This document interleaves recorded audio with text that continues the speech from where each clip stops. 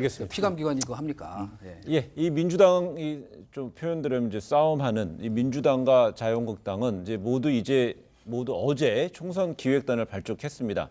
이 민주당부터 좀 살펴보면 청년 그리고 여성의 핵심을 둔 듯합니다. 그 공천단의 기획단의 멤버를 보면은요, 구성원을 보면은 이 조국 사태로 인해서 좀 상대적으로 지지도가 좀 감소했다고 볼 수 있는 뭐 2030 표심을 좀 공략하기 위함이라는 해석도 좀 나오는데요. 뭐 짧게 한번 진단해보고 이야기를 이어가 보겠습니다. 총선 기획단이라는 게 말 그대로 총선 전략과 공약을 기획하는 어떤 그 파트이다 보니까 당연히 그러면 지금 우리한테 취약 부분이 무엇이고 어떻게 강화할 것인가에 대한 전략부터 짜는 곳이게 되는 거고요. 네. 따라서 근데 그 여기에 어떤 집중을 하는 것은 너무나 당연한 수준이라고 봐야 되고, 또 한 가지는 어떤 청년, 그다음에 지금 청년 문제와 젠더 문제라고 하는 것이 우리 사회를 경량으로 몰아넣고 있는 측면이 분명히 있고, 오히려 어떤 선거라고 하는 점에서도 사실은 그 가측성을 떨어뜨리는 어떤 요소가 되고 있기 때문에 네.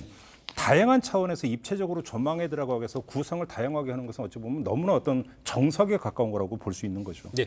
또 이 보면은요, 기획단에서 주목되는 부분이 그 포함된 현역 의원들을 보면은요, 대부분이 초선 의원입니다. 지난 2016년 20대 총선에서 초선 의원들이 좀 대거 당선되면서 돌풍을 일으켰잖아요. 역시 또 초선 돌풍을 좀 염두에 둔 게 아니냐. 예. 선제적으로 좀 자유한국당에 대해 선제적으로 나간 게 아니라는 좀 얘기도 나와요. 그런 상황에서 이 조국 전국 속에서 당하고 좀 다른 목소리를 냈던 지금 금태섭 의원도 좀 포함이 됐습니다. 그렇습니다. 사실은 예. 저희가 이제 조국 정국 마무리 국면에서부터 이 조국 정국이 끝나면 그때부터 자유한국당이 상당히 긴장해야 될 거다는 얘기를 여러 번 했는데 네. 바로 이런 상황이에요. 그렇죠. 순발력 있게, 그리고 이게 전략이거든요. 자, 2030 표심, 여성 표심, 그리고 그동안 떨어져 나갔었잖아요.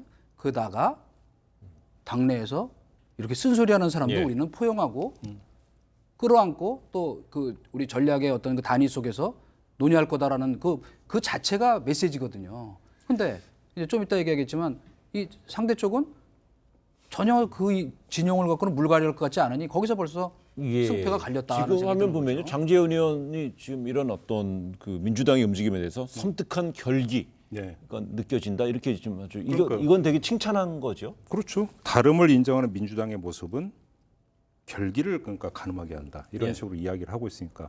근데 저는 여기서 이해찬 대표의 그 한 수가 나온 게 두 가지가 있다고 그러는데, 총선 기획단 초선 중심으로 꾸린 거에는 또 하나의 어떤 간접 메시지, 중진을 향한 메시지도 저는 여기는 들어가 있어요. 그러니까 그런 점에서 한 수가 있고, 총선 기획단 말고 어제 나왔던 얘기에서 그러니까 선대위를 12월 말에 바로 그러니까 출범을 시킨다라고 하는 지금 이야기가 전해지고 있고, 맞나 해서 확인을 해볼 때 맞는 것 같아요.